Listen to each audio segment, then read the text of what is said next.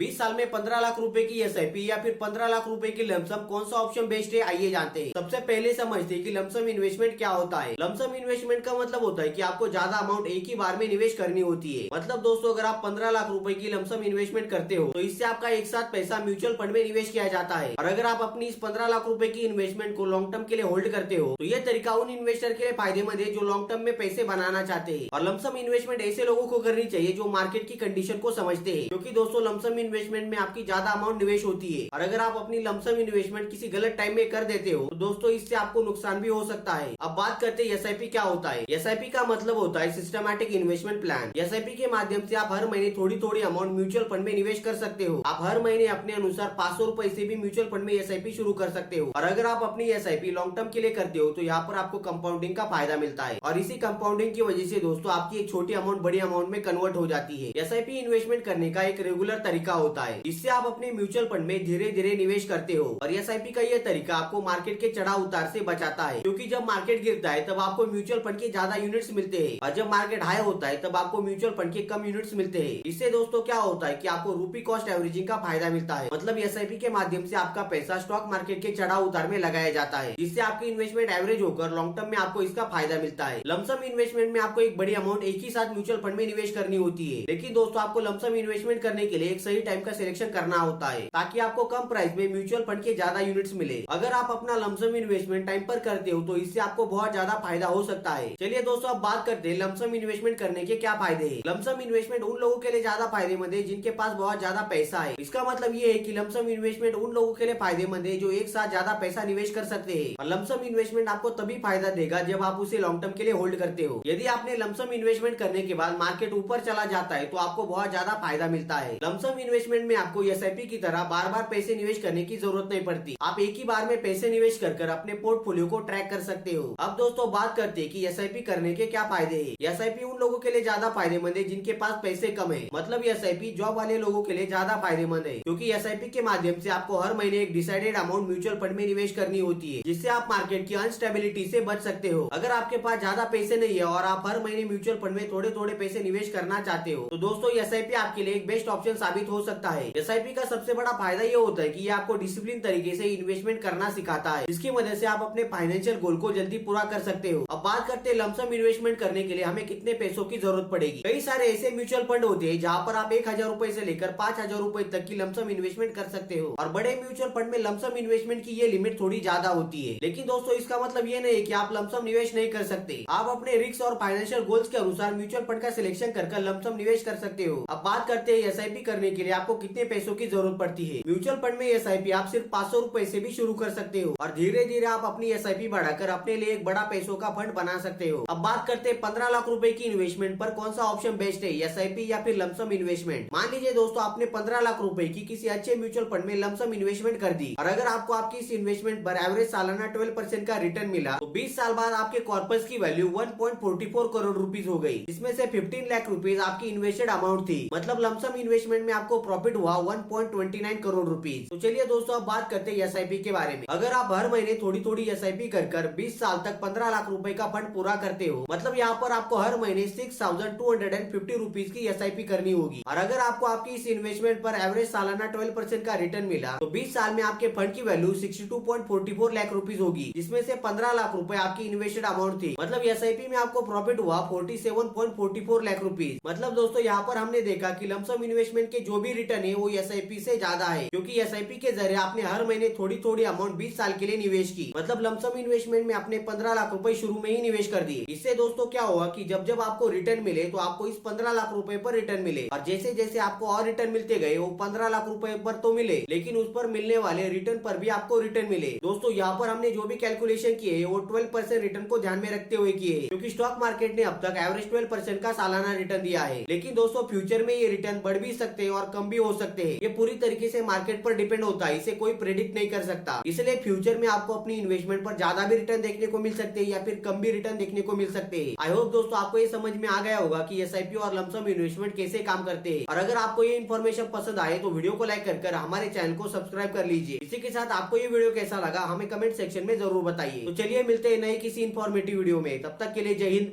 Vande Mataram.